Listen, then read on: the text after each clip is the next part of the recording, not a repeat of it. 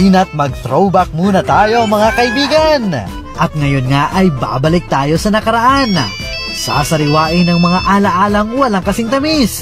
Ito ang The Ultimate Throwback ng mga batang 90s.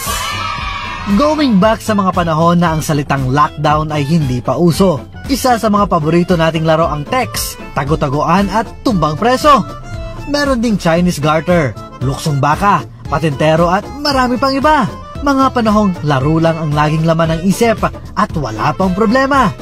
Hindi rin makukumpleto ang iyong kabataan kung ang mga shows na ito ay hindi mo nasubaybayan.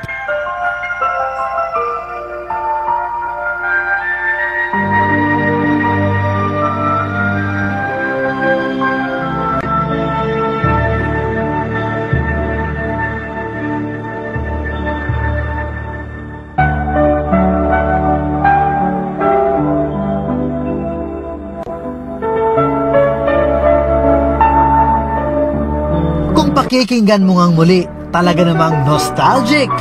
Sa mga musikang ito, mga alaala ng kabataan ay kusang bumabalik.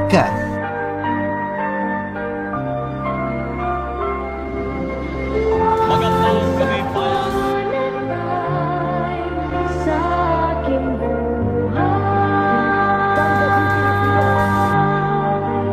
Makinig kay Eugene Taguro, Jeremiah Jericho, Lupin III, minahal si Fujiko.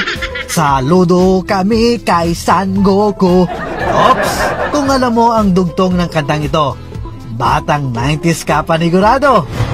Yung iba walang sariling TV at nakikinood lang sa kabilang bahay. Malas mo lang kung pagsarahan ka ng pinto ng kapitbahay nyong mataray.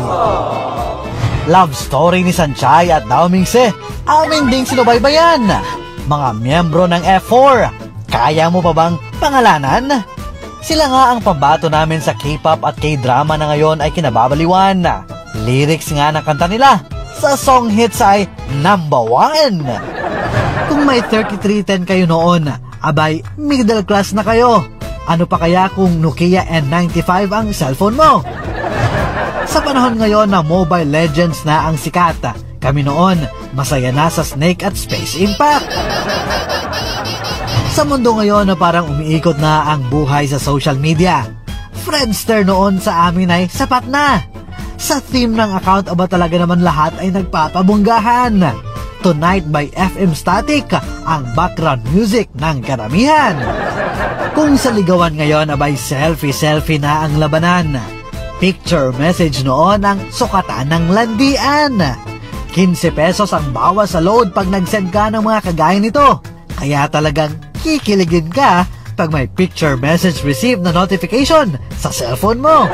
Pero kung talagang all text 10 lang ang load na kaya ng iyong bulsa, idaan na lang sa quotes o kaya'y kunyaring GM ang pagpapapansin mo sa kanya.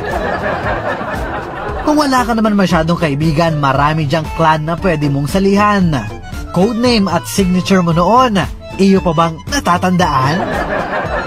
Kung ngayon ay uso na nga ang Netflix and chill, noon naman kay Clara at Selena, marami ang nanggigigil. Pagsapit nga ng gabi sa teleserye, lahat ay nakaabang na. Sa TV malabo pa rin kahit na ang taas na ng antena. Ay, ang sarap talagang sariwain ng mga dating alaala. Kung pwede sanang bumalik sa nakaraan ay ginawa ko na.